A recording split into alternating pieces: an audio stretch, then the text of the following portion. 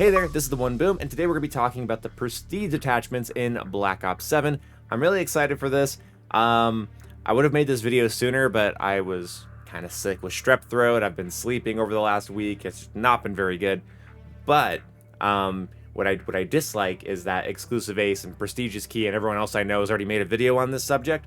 And I'm hoping you guys haven't seen those videos, or better yet, don't even know who those people are, because I just don't want any competition this year. Anyway, thank you guys so much for clicking on this. Let's talk about these fun new attachments.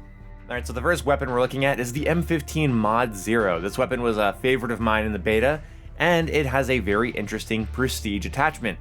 And of course, by the way these work are you get the weapon to max level, and then you prestige the weapon, you get the attachment. Pretty simple. Anyway, the prestige attachment for this gun is the MFS 5.56 NATO FMJ round. This is a fire mod that's going to give you a subsonic ammo type that keeps you off the minimap, and I'm really excited for this because this means that one of the most versatile weapons in the game can have an attachment that removes you off the minimap when firing while still being able to attach other muzzles like muzzle brakes or compensators. So we can make a very scary laser beam build with this gun and then equip this ammo type and still be completely off the minimap, and I really like this. Especially since this increases the damage range and the inflicted flinch at the expense of bullet velocity. So as long as we compensate for the bullet velocity, we should be able to stack attachments on that just make this weapon an absolute laser, and then we're going to be inflicting more flinch. So this is a really strong prestige attachment, and I'm happy to see it.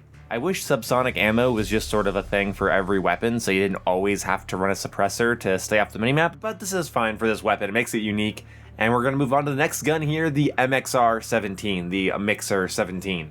I struggled with this gun quite a bit in the beta. I did not like it. I just kept losing gunfights after getting them down to one shot, until I played around with some attachments and leveled it up all the way after they added double XP. We'll share builds with that weapon soon. I don't know what it's going to feel like at launch, but I do already have some really cool builds for this gun. And its prestige attachment is a semi-auto fast mag. Of course, a magazine attachment. This converts the MXR-17 to a powerful semi-auto weapon. Not only does it make it semi-auto, it makes it faster to aim and reload with a reworked recoil and more damage fall off. So this is cool.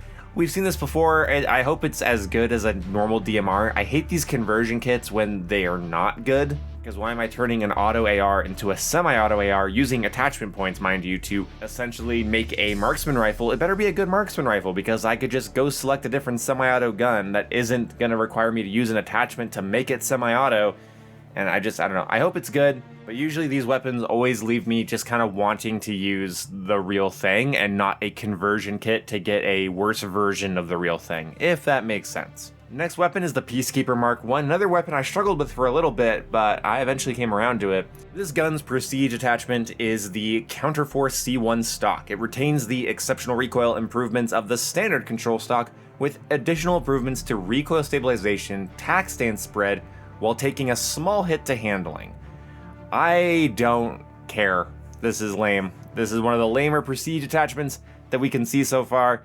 Yeah, it helps with recoil. That might be nice. I don't care about anything that says tac stance spread, because tac stance isn't just built into the game like it should be. It's attached to a laser attachment, so I don't care. Moving on. Next up is a weapon we didn't get to use in the beta, and this is the X9 Maverick. This is a 3-round burst assault rifle, and I love it. It looks like it's out of Starship Troopers or Alien, or just, I don't know, it feels very 80s sci-fi, and I adore it.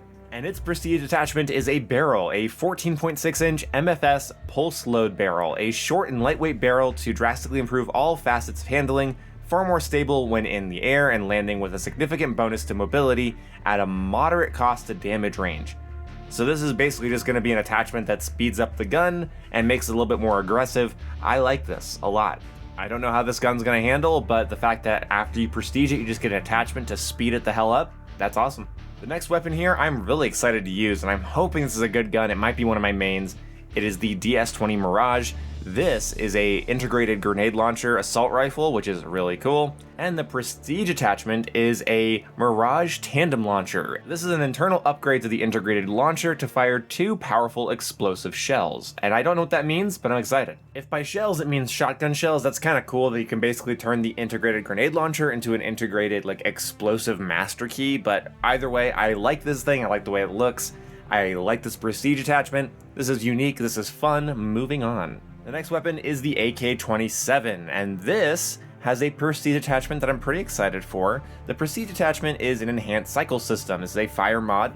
It eliminates all horizontal recoil while firing with an improved fire rate at the expense of muzzle velocity and vertical recoil. I'm pretty sure we saw attachments like this in Modern Warfare 3, but essentially you're just going to get rid of all of your horizontal recoil, improve your fire rate, and you just lose some muzzle velocity and you gain vertical recoil.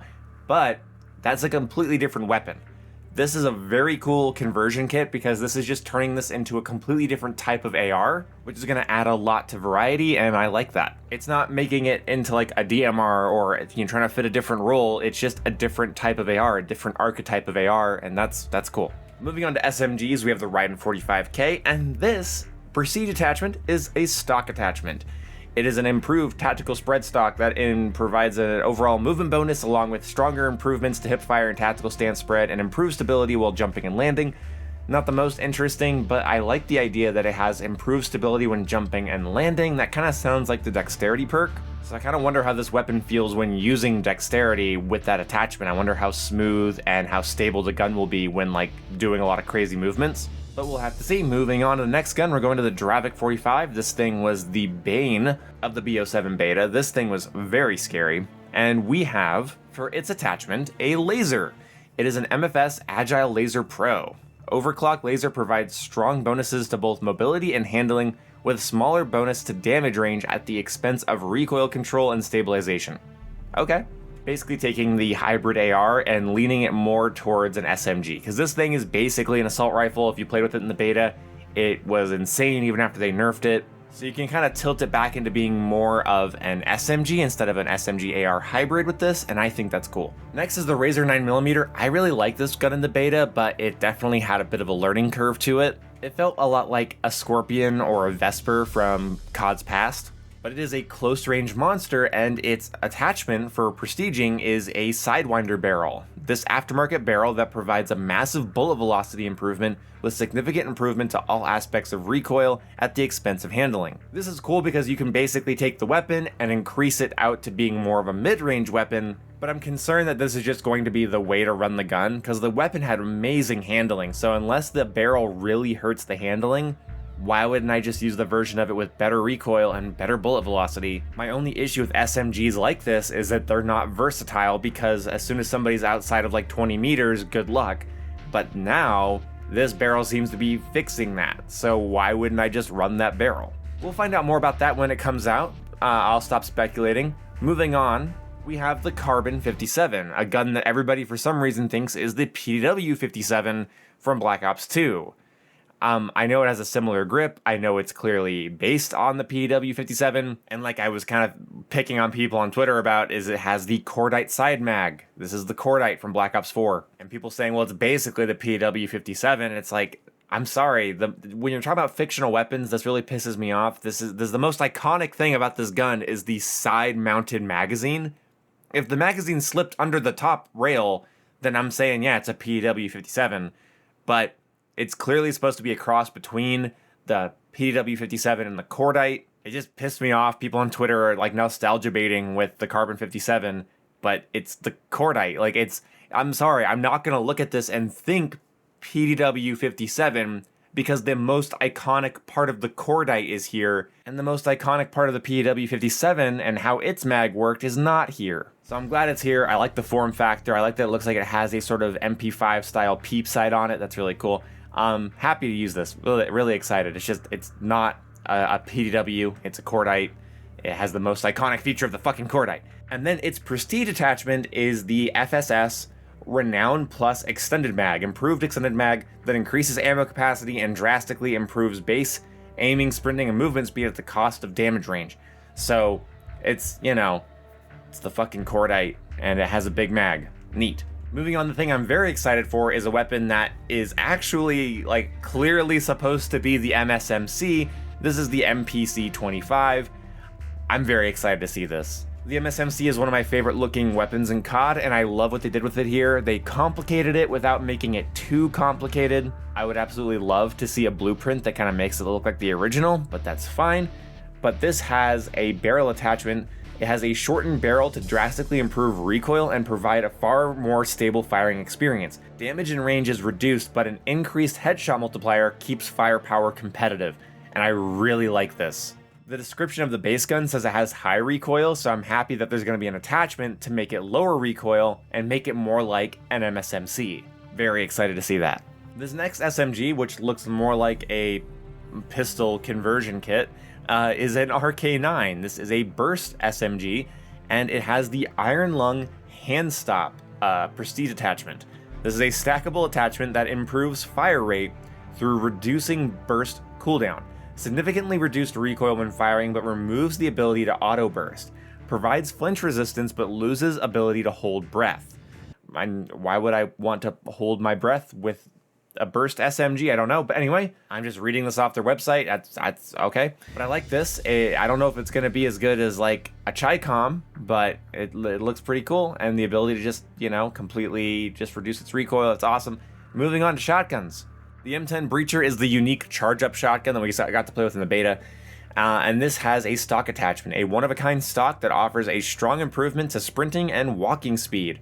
Also improves dive and slide to fire, and spread when diving, sliding, sprinting, and jumping. Harms damage range and charge time, but basically just makes the gun a shit ton more mobile. That's cool. Moving on to the Echo 12. This, we did not get to play with this, I don't think, at least I didn't. This attachment is the MFS Greyhound Barrel, specialized extended barrel to provide massive improvement to bullet velocity with a slight improvement to ADS spread and additional improvements to recoil control at the expense of damage range. I would never want to reduce my damage range with a shotgun for recoil, but cool. It does say an improvement to bullet velocity, so maybe with slugs that could be kind of neat. Next thing we have here is, this looks like one of those like TJ Maxx, like Brookstone laser tag kits that everyone gets at Christmas at least once in their life. I don't know, let me know if you know what I'm talking about. Either way, this is the Akita, and this is a shotgun, and this is a it's apparently a full auto shotgun, which I would like to know the real life ramifications of firing 12 gauge shotgun shells out of something like that in fully automatic, but whatever. But this has the shock stock, provides a significant bonus to mobility and handling at the expense of recoil control and spread. And that's funny because that looks like the heaviest stock in the world, and apparently it increases your recoil. So fuck you, I guess. Now for the LMGs, we have the Mark 78, and this has the MFS Heat Shield belt fed attachment that is going to allow us to basically just have the belt fed attachment from Black Ops 6. This is, you know, if you played with it in BO6, you kind of get it here. Takes longer to overheat, improves mobility in addition to removing movement penalties when firing, improves recoil, significantly longer overheat penalty, improves hip spread, but incurs ADS spread penalty. This is going to give you ADS spread, which in Call of Duty terms is suicide. Nobody's going to use this thing unless I can dump 200 rounds without having to reload, because it just does the belt fed thing and then overheats, and then I wait for it to cool down and then I can fire 200 rounds again. Then I'll maybe use it. But this thing's gonna be a fucking nightmare in hardcore Nuketown, so get your ass ready to get shredded. Next thing here is a really cool looking LMG actually. This is the XM325. This thing's so unique looking and I love it. This weapon's prestige attachment is a motion strike laser. Fashion your LMG into a mobile turret through an improved laser that massively reduces all hip fire spread and increases damage range, but drastically slows your movement to a crawl when firing from the hip. Interesting. Another weapon I'm gonna get wallbanged by like 100 times on Nuketown. Very exciting. But I'm sorry to LMG lovers, that's the only LMGs we have in the game. My bad. Now we're going on to marksman rifles with the M8A1. This thing was an absolute beast, and while it doesn't look as pretty as its BO3 or Black Ops 2 counterpart, I love it. It looks cool. It looks very tactical. It looks very utilitarian. Like, you know, in the lore, it feels like this is what the M8 would have looked like after the events of Black Ops 2, and I kind of nerd out about that. This feels very like less poster boy gun and more, okay, there's like there's shit going on kind of gun. Love this. This weapon's special little attachment is the MFS Striker Tactical Stock. Improved hip spread and tactical stance spread, yuck, with the additional improvements to handling at the expense of recoil control and flinch resistance. So this is useless. No one's using this. Nobody's using this at all. Improving my hip spread and tactical stance spread with a 4-round burst assault rifle at the expense of recoil and flinch resistance when this gun already has a crazy amount of flinch on it because it's a marksman rifle. No, go fuck yourself. Worst attachment. Moving on. Next, we have my least favorite gun from Black Ops 4 because I'm not a quickscoper with no friends.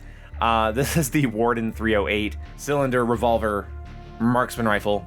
You know what? It is kind of cool looking. And we have the MFS Snap Trigger, which removes your firing delay and improves fire rate at the expense of recoil control and damage range, basically turning it into a semi-auto, which is kind of cool. The weapon is double action, so there's usually a delay. You start to pull the trigger, the hammer comes back and then slaps forward, and then it fires the round. So this is going to remove that and make it more of a closer range semi-auto weapon. This is cool. This is very customizable. I'm excited to play with it. Moving forward, we have the M34 Nova line, and this is kind of an EBR looking rifle, very interesting looking. I'm on the one hand really into it, and then I look closer at it and I don't like it, but we'll see how I feel when the game comes out. This has, for its special little attachment, the MFS Enhance 32 hand stop, steady your aim for longer and increase control and mobility with an enhanced grip to unleash your true marksman. They wrote that. Okay. Yeah, I can't wait to prestige this and unleash my true marksman. That'll be cool. Moving on to sniper rifles, we have the VS Recon. Love this. The Versus. This is such a cool gun. I loved it in the beta. That being said, I hope we get literally any of Call of Duty's past bolt actions in post-launch because this thing is not going to hold a candle to them aesthetically, but it is cool looking. Anyway, MFS R-Stop Handguard is its special attachment. Extend your hold breath duration while also improving rechamber stabilization, aiming speed, sprint to fire speed, and flinch resistance. So, just the best attachment. So prestige this thing, equip that. That is the best attachment, bar none. Don't use anything else. Moving forward, we have the XR3 Ion. 3-round burst sniper rifle, kind of like the PO6 from Black Ops 3. And this has a 3x3 compensator, a unique muzzle that provides unparalleled hip fire accuracy. This deadly muzzle increases the weapon's charge time and harms aiming speed. Yeah, so if you want to hip fire your 3-round burst sniper, that's the attachment for you. Moving on. The Shadow SK is our last sniper rifle. This is our semi-auto. Only one bolt action at launch is a bit of a boo womp, but whatever. We have the MFS Convergence Box Laser. Steady aim laser upgrade to drastically improve sprint to fire time in addition to stronger improvement to hip fire spread in all other states. Well, I live in Idaho, so I don't really know how that's going to affect me. But for people that live in other places like Wisconsin or Pennsylvania, they might have a different improvement to hip fire. Cool.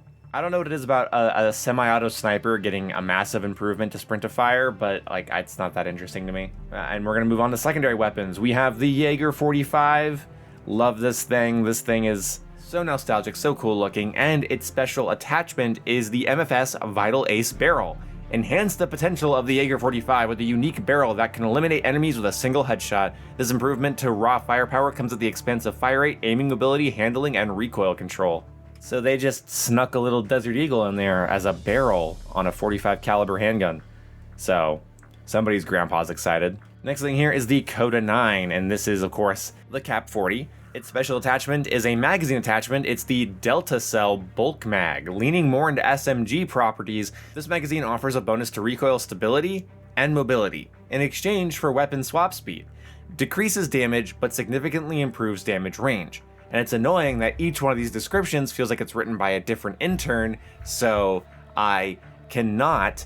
you have no idea how many takes this is taking. I go to read it, and I want to just say what the attachment does, and it has flavor text, or it's completely different, it's formatted differently, there's punctuation in the middle of it. None of these are listed the same way. I wish these were all written by the same person. Reading these out loud is a nightmare. I'm editing it down so much for you guys. Moving on to the Velix 5.7.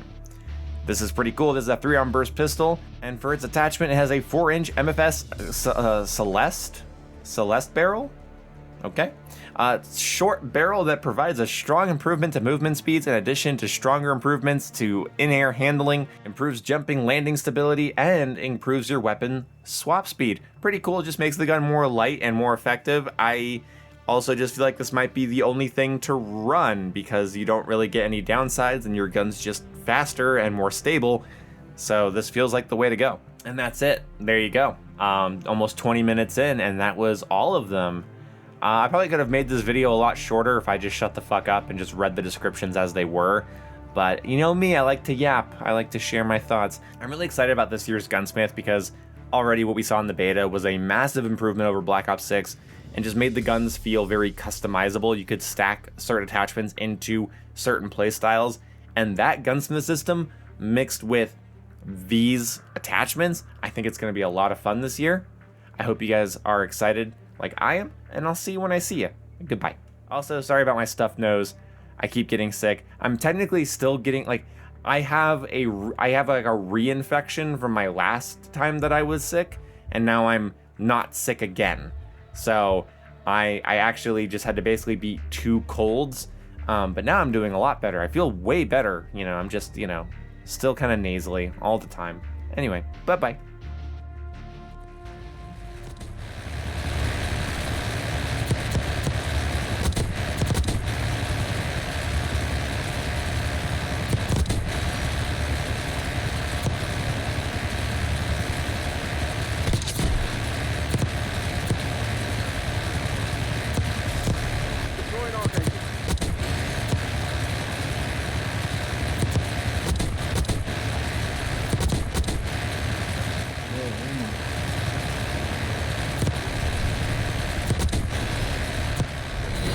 They were already dead. Just hadn't realized. Good job.